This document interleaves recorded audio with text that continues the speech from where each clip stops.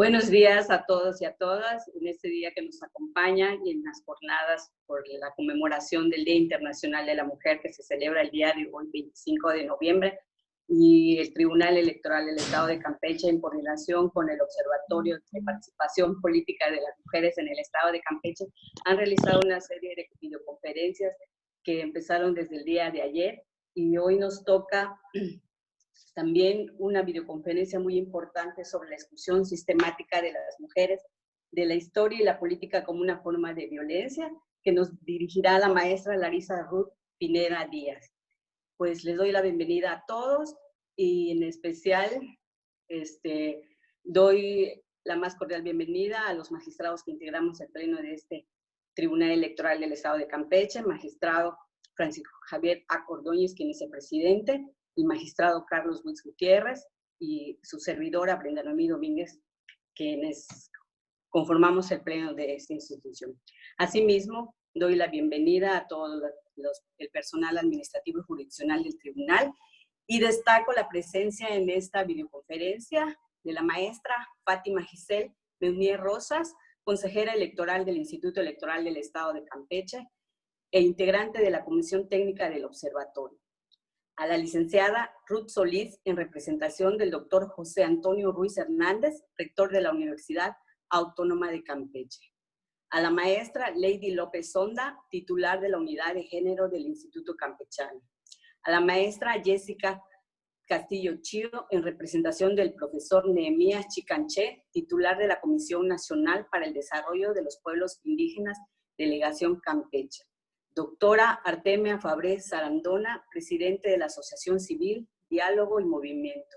Al maestro Sinué Estrada Carmona, docente de la Facultad de Humanidades de la Universidad Autónoma de Campeche, y a la maestra Nadine Abigail Moguel Ceballos, consejera electoral del Instituto Electoral del Estado de Campeche. Asimismo, a todos los integrantes del observatorio, como son del Instituto de la Mujer, del Instituto Electoral del Estado de Campeche, y a todas las instituciones que se adhieren al Observatorio de Participación Política de las Mujeres en el Estado de Campeche.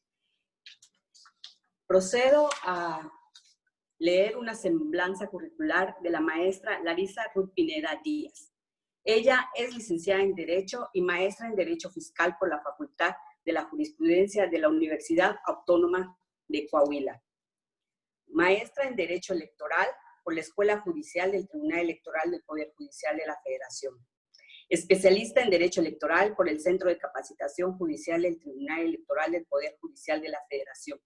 Secretaria de Estudio y Cuenta y Acuerdo y Trámite del Tribunal Electoral del Estado de Coahuila desde 2003 a 2015. Exconsejera del Instituto Electoral de Coahuila 2015-2018. Cuenta con diversos talleres, diplomados y seminarios en materia de género impartidos por la Universidad Abierta de Chile, 33 mujeres, la Academia de Innovación Política del Asunto del Sur, el Tribunal Electoral del Poder Judicial de la Federación y la Suprema Corte de Justicia de la Nación. Bienvenida, maestra, y le cedo el uso de la voz, solicitando a todos los que están participando en esta videoconferencia mantener sus cámaras abiertas y sus micrófonos apagados para escuchar a la maestra, y sus preguntas la podrán hacer en el chat de esta videoconferencia o en su caso solicitar la palabra al término de la conferencia por si tienen alguna duda y la maestra los pueda contestar. Sin más preámbulos, le cedo el uso de la voz, maestra Larisa Ruth Pineda Díaz. Gracias. Muchísimas gracias, magistrada. Pues bueno, antes que nada quiero agradecer formalmente al Observatorio de Participación Política de las Mujeres de Campeche, a través de las 3 instituciones que lo integran, por supuesto al Instituto Electoral y a Fátima, que está ahorita como representante de la institución, al Instituto de las Mujeres de Campeche, y bueno, pues al Tribunal Electoral por conducto del magistrado presidente, que sé que en este año está también presidiendo las labores del observatorio, y por supuesto a usted, magistrada Noemí Domínguez, y al magistrado Carlos Francisco Gutiérrez, pues por el honor de permitirme compartir el día de hoy este espacio para reflexionar acerca, ¿no?, de alguna de las formas de violencia que enfrentamos las mujeres, que decidimos incursionar en los espacios de las esferas públicas de nuestro país, que tiene que ver con nuestra exclusión, ¿no?, en la participación política. Y bueno, pues para mí es un gusto estar el día de hoy, en esta hora que estaremos reflexionando acerca de este tema, en la conmemoración de un día tan importante y en un contexto tan complejo como lo es la celebración de este año del Día Internacional para la Eliminación de la Violencia en contra de la Mujer, en el que prácticamente todos los titulares de los periódicos y los noticieros del país han retomado las declaraciones de la representante de ONU Mujeres en México, Belén Sáenz, en torno a que, bueno, pues en este año estamos viviendo a nivel mundial, ¿no?, una terrible crisis sanitaria ocasionada por el COVID, pero también pues una profunda crisis humanitaria que ha tenido repercusiones desproporcionales en las mujeres, ¿no?, y que han incrementado de manera alarmante los índices y los tipos de violencia que se están cometiendo en contra de nosotras, perdón, y que, bueno, ella ha sostenido que pueden impactar en incluso décadas de retroceso en el reconocimiento de los derechos de las mujeres y esta lucha permanente por la igualdad sustantiva entre los géneros, ¿no? Entonces, para mí es sumamente importante poder platicar el día de hoy con ustedes acerca de este tema.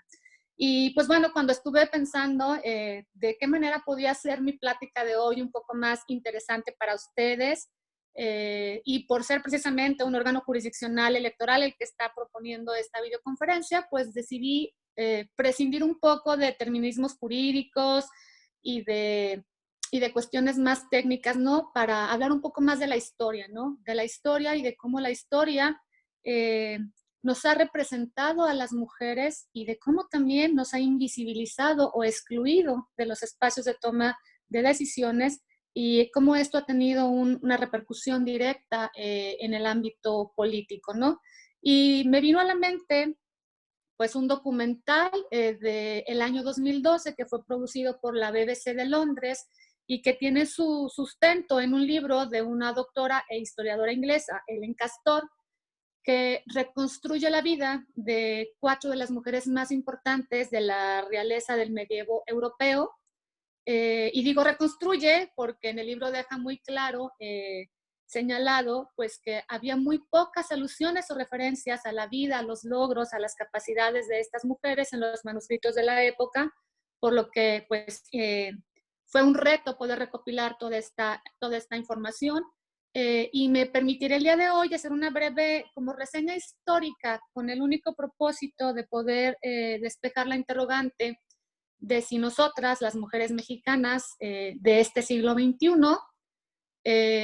estamos incursionando en la participación y representación política en condiciones distintas a la que la hacían las mujeres hace más de 900 años o de casi 9 siglos, o por el contrario, siguen perpetuándose prácticas de dominación, de exclusión, de invisibilización y de violencia en contra de las mujeres. Bueno, pues estas mujeres, cuyos nombres son Matilda de Inglaterra, María Bolena, Leonor de Aquitania e Isabel I, pues bueno, son mujeres que se atrevieron hace más de 900 años a desafiar el papel preponderantemente masculino de sus épocas para exigir el ser reinas por derecho propio, ¿no? Esto es, ejercer la representación política y económica de sus países, de sus reinos, no como consortes, no como esposas, no como madres o como hijas de los varones, sino a título personal. Y ellas, como muchas mujeres, pues tuvieron que pagar un alto precio por tal atrevimiento, ¿no? Fueron conocidas, históricamente son conocidas como las lobas, ¿no? Como una forma despectiva de referirse a ellos por la forma tan feroz en la que defendieron sus coronas como lo hacen las lobas que defienden a sus lobeznos, ¿no? Incluso William Shakespeare acuñó este término de las lobas para referirse a ellas. Y pues bueno, podemos encontrar referencias de ellas a través de estos libros de Elena Castor. Y me gustaría pues partir un poco el día de hoy haciéndoles una narración pequeña de lo que fueron estas mujeres y de por qué sostengo el día de hoy que tienen que a pesar del tiempo y de la distancia que existe entre unos hechos y otros, pues aún seguimos teniendo similitudes extraordinarias entre la forma en la que las mujeres se incorporan a los ámbitos de participación política en la actualidad como lo hacíamos hace siglos, ¿no? Matilda fue la primera mujer, parte de la generación, la primera generación de la realeza inglesa, hija de Guillermo el Conquistador y de Enrique I, ¿no? Matilda tenía un hermano que era el heredero natural al trono, que muere siendo aún muy joven y que por lo tanto obliga al rey Enrique I a pactar con los nobles de su reino a fin de conservar su linaje o su descendencia, de que a su muerte, contraviniendo todas las leyes de la lógica y los derechos de la monarquía, pues fuera coronada una mujer, su hija Matilda, como reina y no un varón, ¿no? Y bueno, Enrique I obtiene el apoyo de los nobles de su reino, no de manera gratuita, como pasa siempre cuando las mujeres quieren participar en la política, ¿no? Siempre hemos estado sujetas a concesiones a cambio del reconocimiento de nuestros derechos, y el caso de Matilda no fue la excepción, ¿no? Para que Matilda pudiera ser apoyada, para ser coronada como reina, pues se tuvo que prometer, primero, que ella no tomaría ninguna de las decisiones importantes de su reino y que para poder hacerlo tenía que tener el aval o la aprobación de un grupo de consejeros que todos ellos estaban conformados por varones, ¿no? Y la segunda, que cuando Matilda tuviera su primer descendiente, que cumpliera 13 años de edad, pues tenía que abdicar la corona a favor de su hijo, ¿no? Desde el medievo europeo se consideraba que incluso un niño de 13 años contaba con mayores capacidades o habilidades que una mujer para el ejercicio del poder. Matilda nunca fue coronada reina, ¿no? Matilda se ve obligada a la muerte de su padre a vivir en el exilio en otro país, desde el cual durante más de 20 años estuvo liderando con capital político y militar una guerra en contra de su primo Esteban, que usurpó su derecho a la corona, y no fue sino hasta 20 años más tarde que pudo regresar a su país, no para ser reconocida como la reina de Inglaterra, sino para exigir la corona a favor de su hijo, Enrique II, ¿no? Y bueno, a partir de este momento, Matilda se convierte en la principal asesora de su hijo, ¿no? Teniendo un papel fundamental en la historia de la realeza inglesa, porque logró consolidar el dominio inglés en todos los reinos de Europa.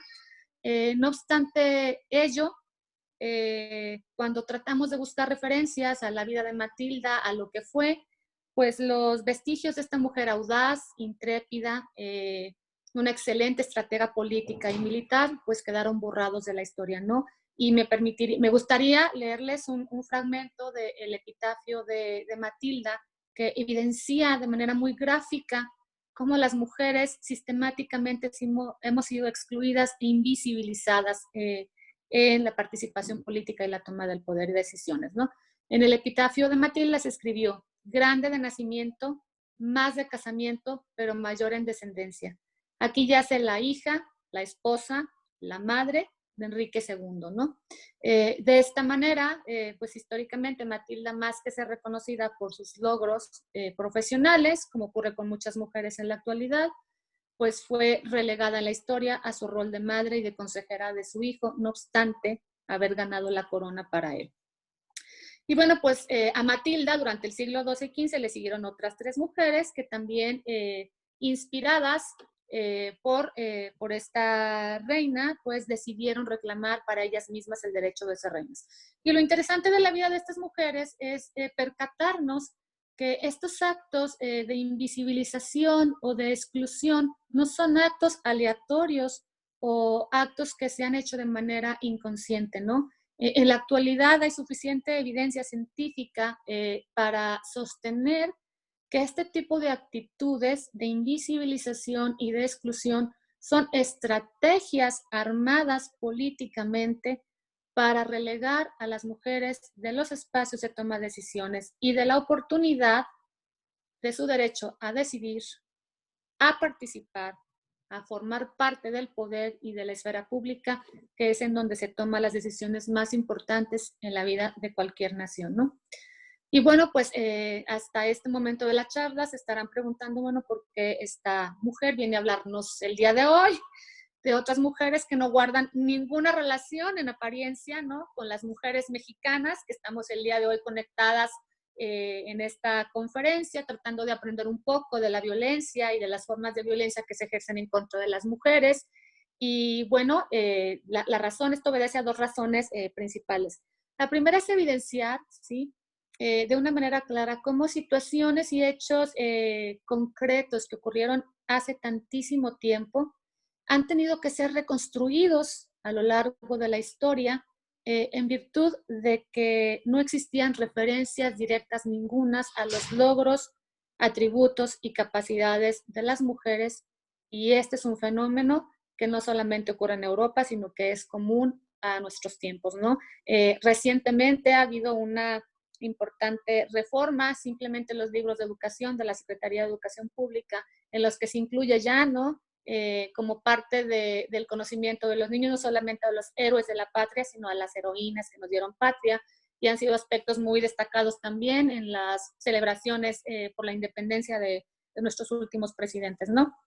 Y el segundo, pues es dejar en claro que si bien en la actualidad estos actos de violencia, algunos de ellos más graves que otros, sí se encuentran documentados porque tenemos constancia de ellos no solamente en los libros, sino en los medios de comunicación, en las redes sociales y lo que es más importante, en las resoluciones y en los precedentes jurisprudenciales de los órganos electorales de este país. Bueno, pues no obstante los esfuerzos de las instituciones, de los colectivos feministas, de muchos hombres, de la academia y de los medios de comunicación por tratar de evidenciar este tipo de actos de violencia con el propósito de erradicarlos, pues en la actualidad lo seguimos padeciendo, ¿no? Hace 9 siglos las mujeres eran consideradas solamente como un bastón en el que los reyes se podían apoyar para poder salir a, a reinar con tranquilidad, ¿no? Y esta misma realidad era compartido por las mujeres mexicanas hasta el año 2014 por miles de mujeres afiliadas a los partidos políticos, pues aun y cuando ha sido por el trabajo de ellas, el trabajo profesionalizado de campo que realizan las militantes de los partidos políticos, a quienes al igual que a las lobas, en la actualidad respectivamente denominamos como lideresas, y que son las principales gestoras del voto para los partidos políticos, pocas veces, por no decir prácticamente nunca, eran postuladas o registradas por sus partidos a los cargos de elección popular de nuestro país, ¿no? No obstante el peso y la gran fuerza política que representan estas mujeres para los partidos políticos, ¿no? Y decimos que esto ocurrió al menos hasta el año 2014 porque fue precisamente en ese año en el que se incluye en nuestra Constitución por primera vez al principio de paridad como un principio rector de los procesos electorales y se reconoce ya a nivel federal la obligación de los partidos políticos de postular a un 50% de mujeres y a un 50% de hombres, tanto para las cámaras del Congreso de la Nación como de las entidades federativas y de los ayuntamientos en nuestro estado, ¿no? Pues bueno, en el medievo, al igual que en pleno siglo XXI, el reconocimiento por los derechos político-electorales de las mujeres ha sido producto de una exigencia más que de una concesión o del convencimiento de los partidos políticos y las élites en el poder de que las mujeres debemos de participar en igualdad de condiciones que los hombres en la vida política de nuestro país, ¿no? Como ustedes lo saben, la inclusión de la paridad, nada más y nada menos que la inclusión de la paridad en la Constitución, pues no fue una concesión o una dádiva, ¿no? Fue un producto de una estrategia orquestada y armada por un conjunto de mujeres líderes en sus partidos políticos que tenían representación en las cámaras del Congreso de la Unión, en la Cámara de Diputados y en la Cámara de Senadores, y que se sentaron a decirles, a hacer alianzas estratégicas con otras mujeres de otros partidos políticos para decir que la reforma energética y educativa no iba a ser aprobada por ellas si no se incluía en la Constitución la reforma electoral y la inclusión de la paridad como un principio constitucional, ¿no? Estas mujeres en pleno siglo XXI, al igual que las lobas, se dieron cuenta que era prácticamente imposible para ellas, pues impulsar una agenda legislativa que incluyera la participación política de las mujeres en condiciones igualitarias a las de los hombres, ¿no? Y logró, pues, que por primera vez en aquellos espacios en los que las mujeres no nos encontrábamos representadas, o en el mejor de los casos estábamos subrepresentadas, pues lográramos contar con mujeres que por primera vez han sido electas y con los primeros congresos que fueron, pues pudiéramos decir, paritarios, ¿no? Y bueno, continuaremos con las analogías o las similitudes, ¿no? Les decía yo que en la actualidad las mujeres seguimos enfrentando los mismos retos que hace más de 9 siglos, ¿no? Porque no obstante que ya tenemos un camino bastante recorrido que nos ha permitido contar cuantitativamente con una representación en prácticamente todos los órganos de representación popular de nuestro país, pues lo cierto es que si hacemos un balance o un análisis cualitativo, pues las mujeres seguimos estando invisibilizadas y excluidas de las tomas de decisiones, ¿no? Y el ejemplo más gráfico de ello, y se ha insistido mucho en este tema, es que las mujeres electas, que son alcaldesas, síndicas, regidoras, incluso las mujeres legisladoras, ¿no? No están formando parte de las comisiones al interior de sus órganos de representación en donde se deciden los asuntos más importantes del municipio o del estado o incluso de la nación, ¿no? Las mujeres tenemos que seguir exigiendo que se reconozca nuestro derecho a decidir, sobre todo por esta idea mal concebida de la obediencia partidista que hace que las mujeres tengan que someter sus decisiones a la validación del dirigente del partido en el cual militan, ¿no? Entonces, seguimos enfrentando aún en nuestros días espacios en los que si bien nos encontramos representadas, pues no podemos decidir con total libertad o con total independencia o plenitud, ¿no? Y bueno, como otra referencia y como otro ejemplo, me parece a mí que quizá sea el más escandaloso, ¿no? De ejemplo en nuestro país de cómo las mujeres siguen estando sujetas a las decisiones de los varones y cómo siguen implementándose estrategias para invisibilizarnos, pues tenemos nada más y nada menos que en el año de 2017 una denuncia promovida ante la Sala Superior del Tribunal Electoral del Poder Judicial de la Federación por 2 militantes del Partido del Trabajo, en el que exigen que la renovación de los órganos de dirigencia de su partido fueran tomadas en cuenta en virtud de que evidentemente fueron excluidas del proceso de elección de este órgano, bajo el argumento de que ellas contaban no solamente con una mayor trayectoria o militancia dentro del partido, sino que conforme a los estatutos y documentos básicos de su partido contaban con mayores méritos que sus compañeros varones, ¿no? Y con motivo de esta impugnación, pues vemos que la Sala Superior ordena por primera vez en la historia a un partido político nacional que en su proceso de renovación de su dirigencia, pues contemplara un 50% de mujeres y a un 50% de hombres, dándoles pues el plazo prorrogable de 45 días para que instrumentaran todos los mecanismos a efecto de poder contar con una dirigencia partidista paritaria. ¿Y por qué? ¿Qué razones hay detrás de esto? Pues bueno, es muy sencillo, ¿no? Los partidos políticos han evidenciado ser los más creativos a la hora de darle la vuelta a la ley al momento de cumplir con la paridad. Y pues en la medida en la que las mujeres no estuvieran representadas en los órganos de dirigencia de los partidos, en la medida en la que estuviéramos invisibilizadas de estas esferas de toma de decisiones de los partidos, pues se seguirían perpetuando estas técnicas o prácticas sutiles, a veces normalizadas de violencia, con el propósito de seguir excluyéndonos de estos espacios, ¿no? Y así vamos caminando un poquito más en la historia y llegamos al año de 2009, en el que tiene verificativo el fenómeno de las Juanitas, ¿no?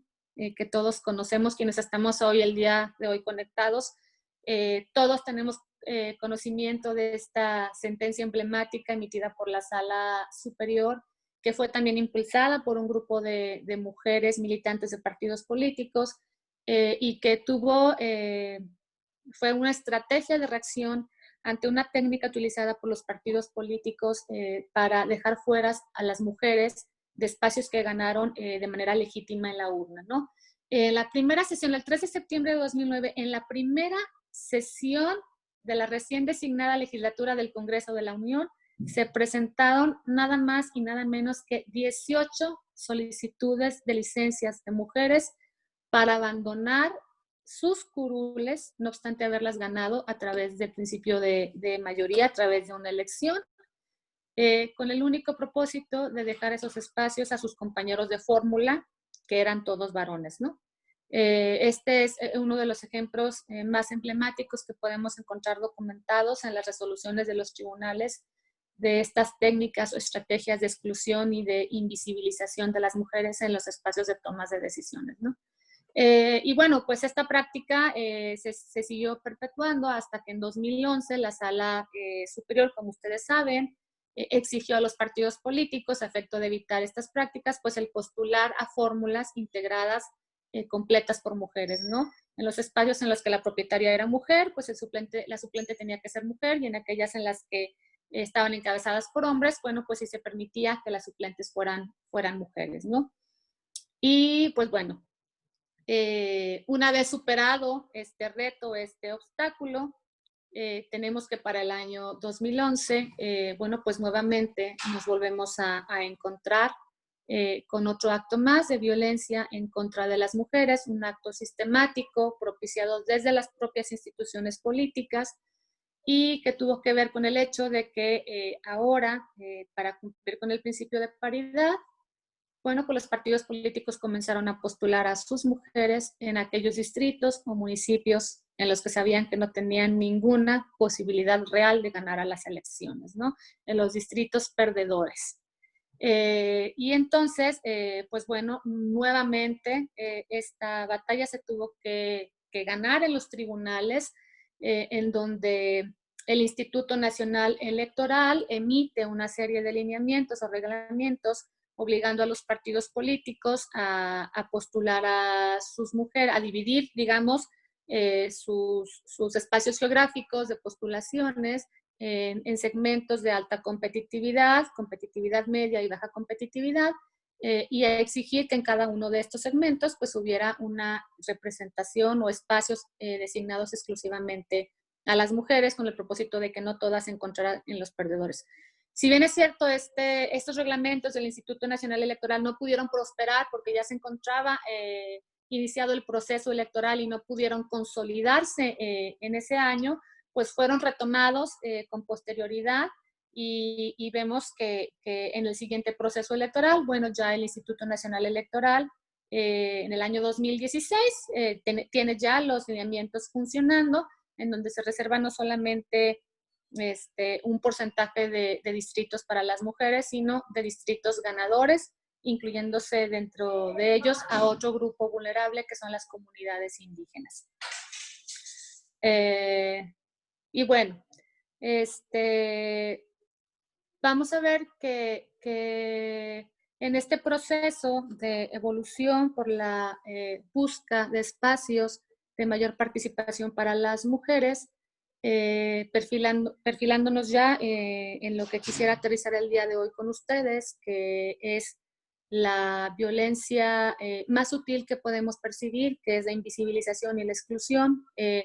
Vamos a ver que también de manera similar a como ocurrió con las lobas, ¿no? Aquellas mujeres que en nuestro país han decidido participar activamente en la política han tenido que pagar un precio bastante alto, ¿no?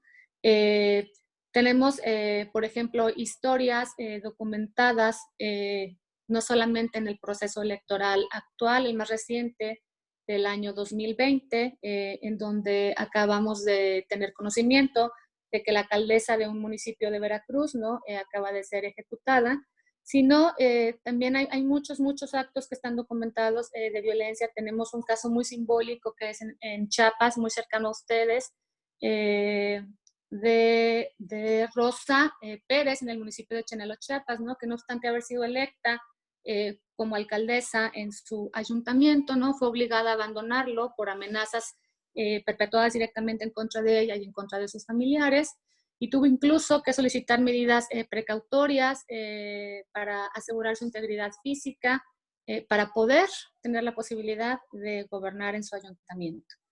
Tenemos a Yareli Cariño, también en el caso de Oaxaca, que también nuevamente fue víctima de amenazas y de actos de violencia física ejercida en su contra, ¿no? Y vemos que estas mujeres, por muy paradójico que parezca, ¿no? Guardan similitudes muy marcadas con las reinas de las que les he hablado el día de hoy, ¿no? Matilda y Eleonora no solamente fueron obligadas a abandonar sus países en el exilio, como Rosa y como Yareli Cariño en Oaxaca y en Chiapas, ¿no? Tuvieron que estar gobernando sus reinos desde el exilio ante el riesgo inminente de perder la vida. Muchas de ellas también han sido objeto de otros tipos de actos de violencia que son más sutiles, como el hecho de que sean suspendidos sus salarios como funcionarias públicas una vez que han sido electas. De esta manera, pues ejerce otro tipo de violencia sobre las mujeres, ¿no? Que es la violencia económica, y que también es una violencia sistemática cuando quien la está perpetuando es una institución pública, ¿no? Recientemente, en fechas recientes, creo que la Sala Regional de Monterrey acaba de resolver que los municipios pueden ser sujetos responsables por actos de violencia sistemática, por actos de violencia en contra de las integrantes de los ayuntamientos. Y bueno, pues este tipo de violencias son comunes a todas las entidades de la República, no ocurren únicamente en el sur de nuestro país. Y bueno, con esta exposición termino la primera parte de mi exposición, que tenía como por objeto, propósito, evidenciar cómo las mujeres de épocas y de espacios tan distintos como lo pueden ser el de estas reinas y el que actualmente vivimos en nuestro país, pues tienen muchas más similitudes, ¿no?, que diferencias, ¿no? Y esto no es más que una evidencia clara de lo alarmante que continúa siendo para nosotras y de lo peligroso que continúa siendo para nosotras en esta época tratar de participar activamente como mujeres en los espacios de toma de decisiones y de ejercicio del poder, ¿no? Mi propósito era llevarlos a lo largo de esta plática en este hilo conductor para, bueno, pues acabar visibilizando los tipos de violencia que padecemos las mujeres, ¿no? Y si me permites, magistrada, si me permiten, no sé si habrá algún espacio para preguntas en este momento antes de pasar a la segunda parte de la charla, o si quieren que continúe en la segunda parte de la charla. Como usted guste, maestra. De todos modos, preguntamos si tienen alguien una pregunta que hacer ahorita o esperamos hasta el final. En el chat no veo ninguna todavía. Entonces yo creo que seguimos, maestra, y al final ya tendremos las preguntas que tengan algunos de los participantes. Antes que nada pido una pequeña disculpa porque yo, como miles de mujeres, estoy en este momento resolviendo conflictos, atendiendo al mismo tiempo que trabajando, atendiendo conflictos con los niños y con las tareas entonces les pido una disculpa por esta pequeña distracción, pero bueno, nada que no conozcan ustedes y nada que no sea justificable en estos tiempos de pandemia que estamos viviendo, ¿no? Y bueno, en esta segunda parte de la presentación del día de hoy, me gustaría aterrizar un poco estas referencias en cuestiones ya como más conceptuales, ¿no? Y que tienen que ver con prácticas, con costumbres, con estrategias que nos han mantenido a las mujeres ejerciendo los roles en el ámbito de lo privado, ¿sí? Y que nos impiden poder ocupar cada vez mayores espacios en el ámbito de lo público, ¿no?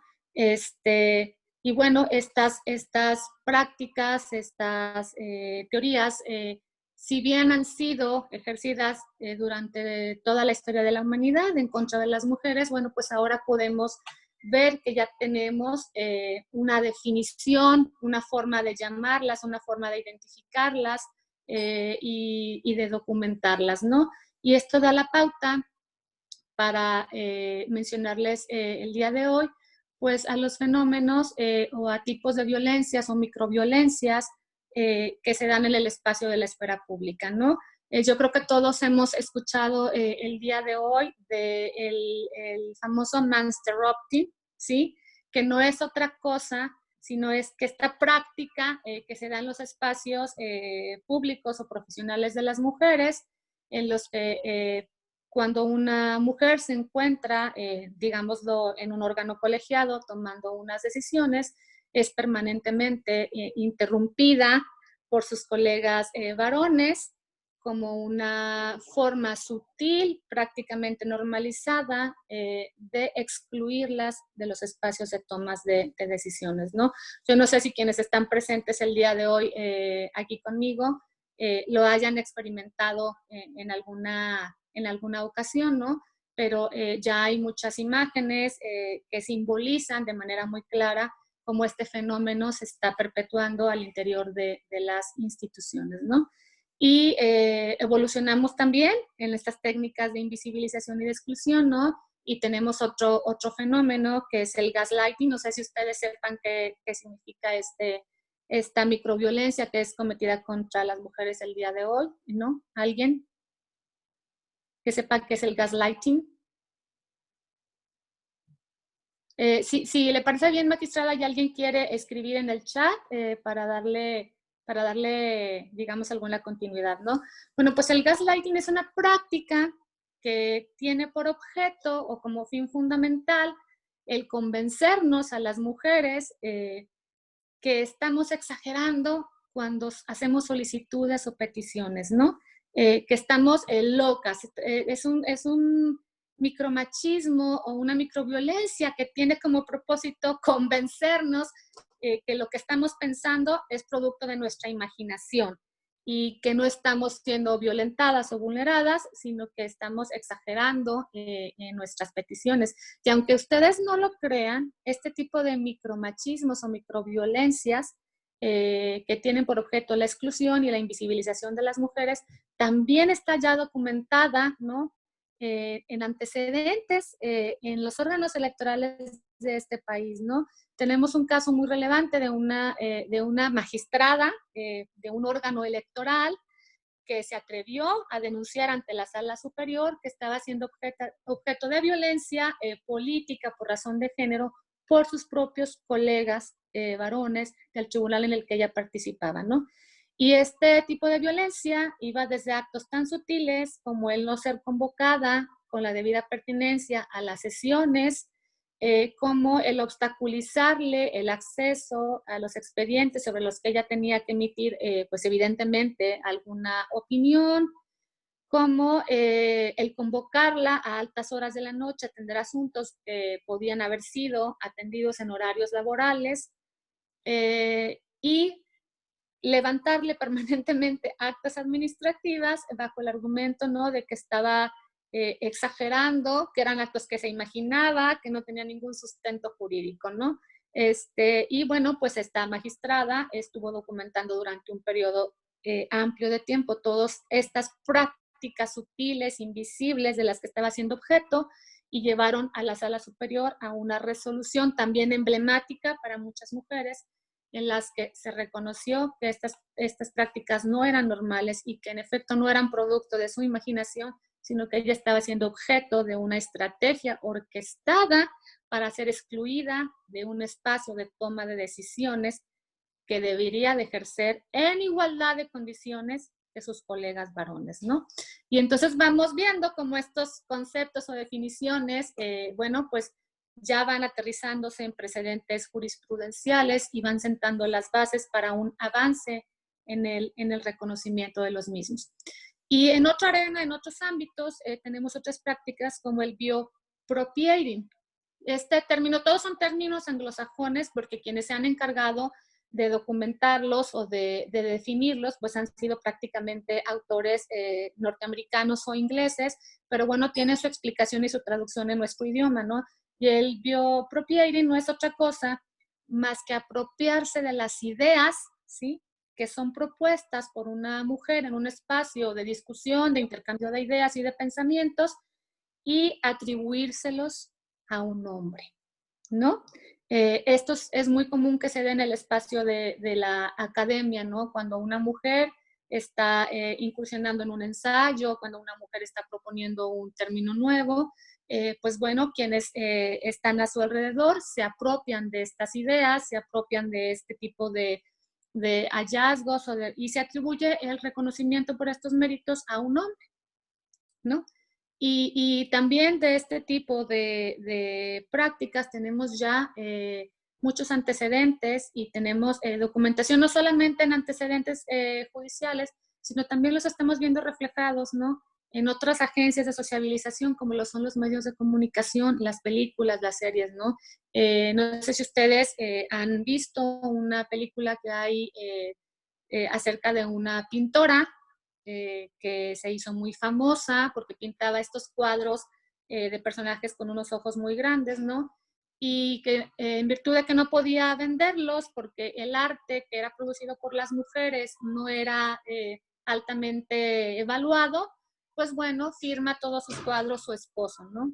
Y de esta manera logra posicionarse en el mercado de la cultura, y muchos años más tarde se descubre que quien, y está basado en hechos reales, se descubre que quien era la creadora de estos autos, de estas pinturas, pues era una mujer ella y no su esposo, ¿no?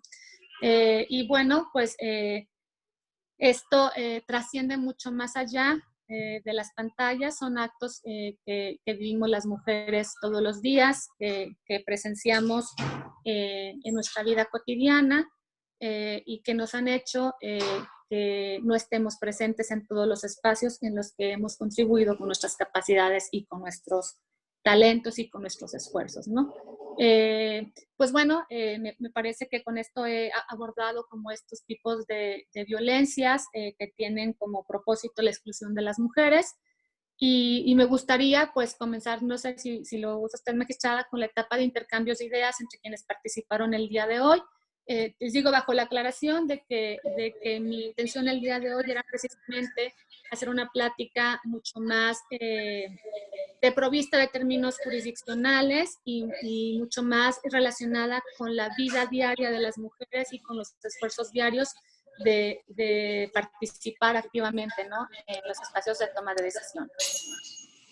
Sí, maestra, hasta ahorita no he visto una pregunta en el chat de esta videoconferencia ni en la red social de Facebook, pero cualquiera que quiera participar con alguna pregunta o algún comentario a la maestra, están disponibles los micrófonos. Magistrada, ¿me permite? Claro, magistrada, adelante. Muchísimas gracias, magistrada Brenda. Pues, en principio, como he significado de forma informal, pero ahora ya lo hago a través de estas plataformas, quisiera darle las gracias a la maestra Larisa Pineda Díaz por esta plática que efectivamente fue muy rica porque nos llevó por un tobogán de la historia de forma muy ágil hasta precisamente identificar la actualidad, ¿no? Las cuestiones que en nuestras cuestiones culturales pues hemos normalizado desafortunadamente y en donde las mujeres se les ha restado el valor que naturalmente tienen al igual que los hombres. Nosotros, sobre todo quienes conocemos el derecho y desde luego quienes de una u otra forma representamos al Estado, no tenemos justificación ni pretexto alguno para no provocar la igualdad entre ambos géneros. Y sobre todo, como se ha visto, primero por acciones afirmativas, que no es otra cosa más que donde no hay algo escrito, pues hay que generar buenas prácticas, por llamarlo de una forma muy rápida. Entonces, este tipo de cuestiones que han hecho las autoridades son pasos, pero no son los suficientes, creo yo, con respecto a los grupos vulnerables en los cuales desde luego caben las mujeres. Sin duda alguna, yo creo que el México nuestro, a partir de 2011, con esta nueva luz de los derechos humanos y esta nueva forma como nosotras, las autoridades, tenemos que reaccionar, tenemos que de una u otra forma dibujar nuevos andamios, y como usted lo ha significado muy bien, las voces de estas mujeres pioneras, estas lobas que fueron al principio y que sirven como referente histórico, yo creo que desde ahí pues quedó una cuestión pues de caminar adelante y sobre todo buscar beneficios en la misma igualdad que los hombres. Yo creo que, y vuelvo a reiterar, el orbe general, el mundo en general, está cambiando. Somos afortunados nosotros que estamos en esta generación de cambio. Quizás no podamos ser testigos de todos los cambios que aún faltan y que se demandan por las voces que han sido tradicionalmente calladas. Mujeres, indígenas, personas discapacitadas, entre otros temas, pero efectivamente el día de hoy, con gran gala, la maestra Pineda Díaz nos ha hecho el favor después de trasladarnos de forma muy rápida y sobre todo aterrizar en la actualidad, ¿no? Este tipo de micromachismos, este tipo de cuestiones que lo que hacen es callar de una forma, como usted lo dice, también de forma sutil y educada, pero efectivamente lo que se hace es callar la voz de las mujeres. Y hay que decirlo así, las mujeres y los hombres tenemos el mismo timbre de voz, y lo que hay que hacer es efectivamente empoderarlas a las mujeres y desde luego respetarlas nosotros los hombres. Y de la misma forma, ¿no? Cuando hayan también personas, varones, hombres que detenten algún tipo de estafeta, lo mismo se exige, yo creo, que en un ánimo de balanza. Yo creo que hasta el día de hoy, pues efectivamente falta una brecha histórica que recuperar, pero espero, ojalá, que haya un momento en el cual no conmemoremos, sino celebremos este día como la justa cuestión igualitaria y realmente se pueda cumplir lo que románticamente nuestro legislador ha dicho, que hay igualdad de derechos entre las mujeres y los hombres y que pasemos de los dichos a los hechos. Yo creo que no me resta más, no quisiera hacer preguntas, sino al contrario, yo quisiera dar las gracias por este tipo de cuestiones y sobre todo de vivencias, ¿no? En lo laboral, en lo político, en lo social, nos estamos dando cuenta, como usted atinadamente lo dijo, de algunas cuestiones que normalizamos. Yo creo que hay que abrir los ojos, mujeres y hombres, y caminar en un escenario real, efectivo, de colindancia y de respeto entre los géneros. Muchísimas gracias y de nueva cuenta le agradezco, maestra Larisa. Ah, ya se acabó. No sé si hay alguna pregunta más. Yo cedo de nueva cuenta el uso de la voz a la magistrada Brenda, a quien agradezco de nueva cuenta el servir de moderadora en este evento. Gracias. No, bueno, Gracias. muchas Gracias, gracias. magistra. Perdón por la interrupción. Adelante. Antes de que concluyamos, de dar paso a las reflexiones pues, finales, antes de concluir esta charla, sí me gustaría retomar un poco las palabras del magistrado presidente para hacer énfasis en algunos factores importantes, ¿no? Como él lo dijo muy bien, todavía hay una brecha importante que salvar y por la cual transitar en este ideal al que anhelamos todos, que buscar la igualdad sustantiva entre hombres y mujeres. Y me parece que es muy importante dejar bien asentados, pues que esto no es un aspecto totalmente construido, ¿no? Estamos todos esperando, todos y todas esperando en estos momentos a dónde va a parar estos nuevos lineamientos que acaba de emitir el Instituto Nacional Electoral en relación con la paridad en las gubernaturas, ¿no? Hemos hecho referencia el día de hoy a los ayuntamientos y al Congreso, pero ahorita estamos en la antesala del proceso electoral de 2021 y vemos que otra vez tenemos otras reglas del juego nuevas en las que a través de lineamientos del INE se está exigiendo que los partidos políticos, ¿no?, postulen a un 50% de candidatas mujeres en las gubernaturas que estarán renovándose en el proceso electoral que viene, y a un 50% de hombres. Y estamos todos pendientes de ver en qué va a parar estos lineamientos que actualmente se encuentran impugnados, ¿no? Entonces, pues bueno, la resistencia se sigue dando. Aún no tenemos como parte de nuestra conciencia cultural y social, pues el destinar espacios para la participación política de las mujeres, ¿no? Seguimos transitando y trabajando en estos aspectos. Y otro aspecto que es muy importante y que va a implicar otro reto en la participación de hombres y mujeres en el próximo proceso electoral, pues tiene que ver con estas reglas del 3 del 3, ¿no? Para los candidatos varones exclusivamente, que nada tienen que ver con su declaración patrimonial de conflicto de intereses y de Hacienda, ¿no? Sino que tiene que ver con esta prohibición para los partidos políticos de postular a aquellos candidatos que hayan omitido pagar pensiones alimenticias a favor de sus hijos, aquellos que hayan sido agresores sexuales o que hayan cometido cualquier tipo de violencia en contra de las mujeres. Y este es un reto enorme para los institutos electorales y para los tribunales electorales, ¿no? Porque si bien las pautas están dadas, todavía tenemos pendiente por definir a través de qué procedimientos se van a verificar el cumplimiento de estos requisitos, ¿no? Y entonces, bueno, este va a ser uno de los retos que tendremos que enfrentar en materia de violencia en contra de las mujeres en el próximo proceso electoral, porque lamentablemente, y como lo dijimos al dar inicio a esta plática, es muy probable que el próximo proceso electoral se esté desarrollando a la par de la pandemia. Y por ende, las posibilidades de que el proceso electoral esté enmarcado por actos de violencia política y de diversa índole cometidos en contra de las mujeres, pues es bastante real, ¿no? No podemos decir que hay que imaginárselo, ¿no? Podemos anticipar ya que estos hechos van a pasar y, bueno, constituirá un reto para las autoridades electorales de este país el definir las formas en las que no solamente se tratará de dar contención a este tipo de actos, sino la forma en la que se estarán resolviendo. Y este es otro de los retos importantes que estaremos enfrentando en el próximo proceso electoral.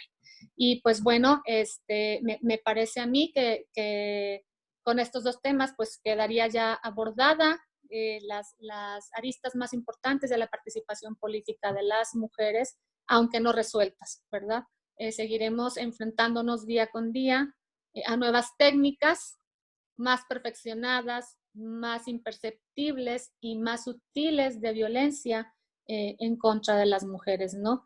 Técnicas que, como lo mencionaba anteriormente, nos pueden llegar en algún momento a pensar que estamos siendo demasiado sensibles, muy poco tolerantes, pero que en realidad sí repercuten e implican mecanismos de exclusión de las mujeres en estos espacios. Y pues bueno, muchísimas gracias nuevamente por la invitación y ahora sí cedo el uso de la voz a la magistrada. Muchas gracias. Sin duda, su exposición muy clara y sencilla, entendible, y aquí algunos comentarios que han hecho tanto en Facebook como en nuestro chat, la felicitan por tan loable videoconferencia que nos ha dado el día de hoy. Sin duda también la violencia política de las mujeres nos ha llevado a las autoridades electorales a emitir sentencias que sean cumplidas al 100% por los partidos políticos, ciudadanos, etcétera, para que podamos llegar a participar en tomas de decisiones en materia política. Como usted bien dice, las mujeres que han llegado a representarnos en tomas de decisiones de mayor jerarquía, pues todavía somos pocas. Y por eso tenemos que visibilizarnos y tomar las cartas y ponerlas sobre la mesa para que puedan cumplirse todos los lineamientos y todos los compromisos que se han hecho a favor de las mujeres.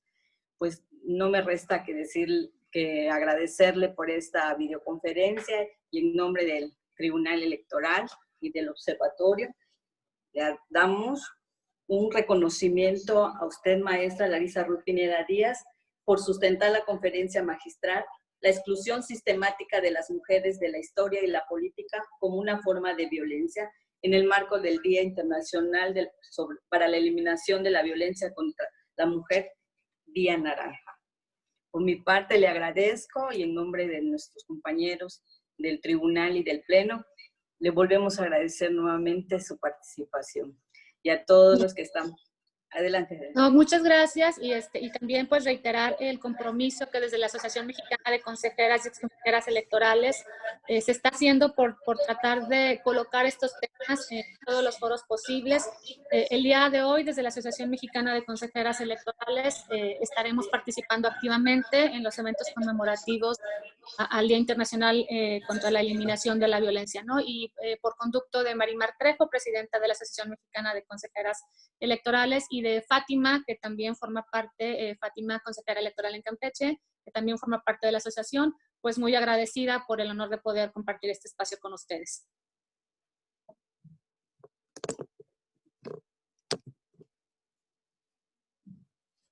Conferencia sobre la violencia de género en tiempos de COVID, que nos expondrán la maestra Guadalupe Sandoval y la licenciada Margarita Moraita Cardiel. Y nos estará moderando el magistrado Carlos Ruiz Gutiérrez. Así que los esperamos el día de mañana. Que tengan buenas tardes, sigan cuidándose. Si tienen que salir por cuestiones muy propias de su familia o de su trabajo, háganlo con todas las medidas sanitarias necesarias. De mi parte es todo y les agradezco. Buenas tardes.